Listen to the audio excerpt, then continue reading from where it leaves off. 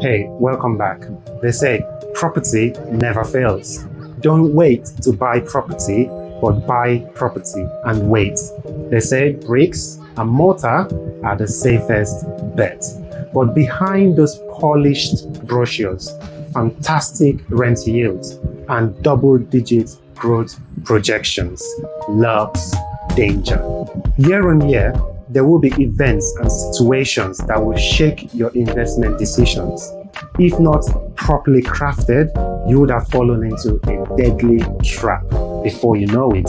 Traps that can easily wipe away your earnings, kill your desires, and dampen your spirits. Today, we'll be pulling back the velvet curtains to expose 4 traps that every property investor must avoid. Traps that are capable of devouring your returns, hijack your peace, and pull your portfolio under. At number 1 is over-leveraging, or what I call the debt monster. What is over-leveraging? Over-leveraging is simply taking on too much debt or borrowing to fund your investments or business activities. When you over-leverage, you're simply going over the prudent limits, or what I call the safe space.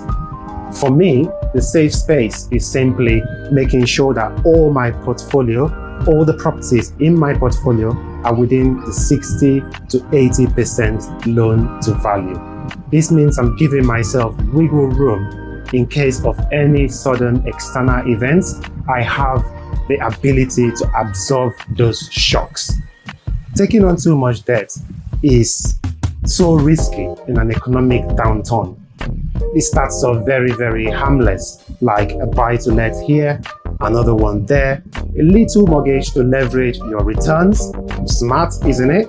Well, when the market shifts, interest rates creeps up, and rents stall, you suddenly are no longer a smart investor that you think you are. You're now like a juggler on a tightrope over a pit fire. Before you know it, one missed payment there, one bad tenant there, an economic shock, and the whole thing can easily collapse. Just bear in mind that leverage is a tool, is not a lifestyle. If you use it wisely, it will multiply your wealth. But if you abuse it, it will multiply your problems. Whilst leverage is important to us as investors, we must stay within safe space, ensuring our portfolio can weather any storm in situations that are beyond our control, giving yourself wiggle room to absorb sudden shock. The next trap that I think you must avoid at all costs as a landlord is what I call the silent trap, or tenant turnover cost. Tenant turnover can be really costly, and there's something called opportunity cost where you've not even accounted for as an investor, but it creeps in and it eats into your profits. Well, the last tenant giving their notice and hand over the keys, you think, oh well, just a month of void, I'll be alright. But then comes the cleaning cost, the furniture touch-up, the re-advertising cost, agent fees, and worst of them all, the time. Your time spent trying to put that property back in shape for the next tenant.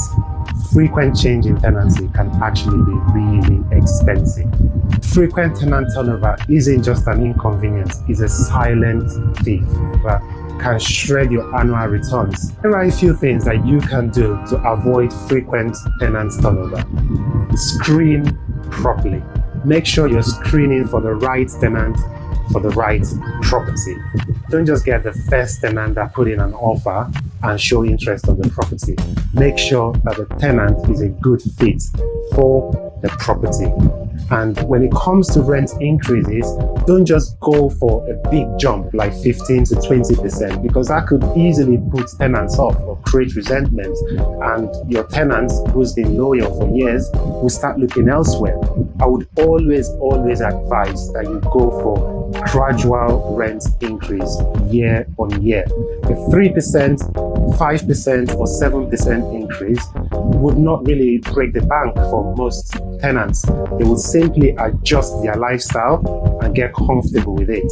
But just shooting up the rent by 15, 20% would suddenly make them start looking elsewhere. And you really don't want to lose a good tenant over something as little as 2, 3, 4, 5% rent increase. Guess what? A good tenant is worth their weight in gold. You should treat them like gold. The third trap that I see a lot of investors, especially new investors, fall into is what I call the scattergun approach. You have no strategy, no plans. All you're looking at is deals. You're looking for deals left, right, and center. Deals, deals, deals. And you find yourself owning different types of property, different location, different tenant types. Before you know it, you have a HMO in Liverpool, you have a cottage in Wales, you have a studio flat in Croydon. You just have no plans, no focus, just deals. That's all you're looking for, deals. And for me, you're not actually investing, you're just collecting like Pokemon. Property isn't about how many you own.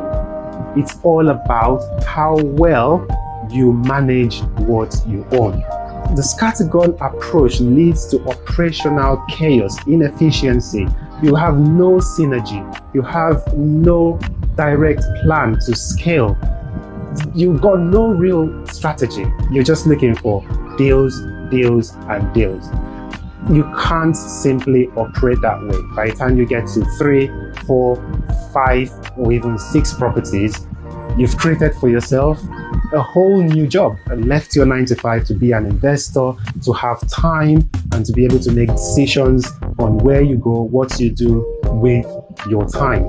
So the moral for me is pick your lane, master it. Property rewards precision, does not reward randomness.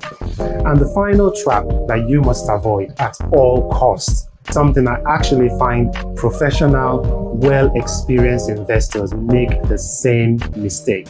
So you bought a property in one city, you bought in one area, and you've targeted a particular tenant type. It worked. So what's there to lose? You buy more, and you buy more, and you buy more. So in this situation, you have over-concentrated your property portfolio. You've not actually diversified. This can be a big trap because you're basically targeting a particular area where, let's say there is a Ford factory that is just set up in Sheffield and you've bought in that postcode. You've bought a particular type of property. You've targeted mainly workers that work in that factory. And boom, the rents start flying in. What do? You buy the next property. Same area, same postcode, same property type, targeting exactly the same tenant group. Boom, the new regulation comes in.